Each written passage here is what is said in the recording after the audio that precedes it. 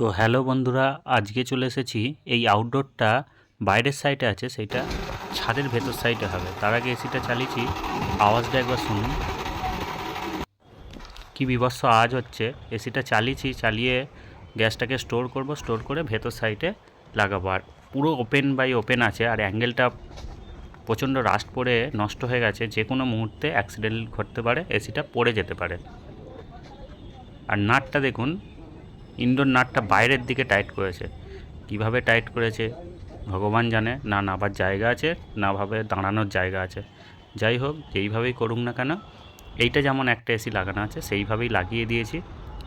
বাইরের সাইডটা যতটা পেরেছি র্যাপিং করে দিয়েছি, ভ্যাকুমারে করে গ্যাস ছেড়ে দিয়েছি মেশিনটা চালাবো বলে। দেখতেই পাচ্ছেন পাইপ লাইনটা সুন্দর করে যতটা বাঁকাতে পেরেছি, কারণ পুরানো পাইপ হার্ড হয়ে গেছে, বেশি বাঁকালে মুচকে যাবে। আর বাইরের দিকে যেহেতু নাট, কোনো কারণে ফিলার নাট কেটে গেলে প্রবলেম হয়ে যাবে। এইখানে ছিল, ভেতর দিকে করে দিয়েছি।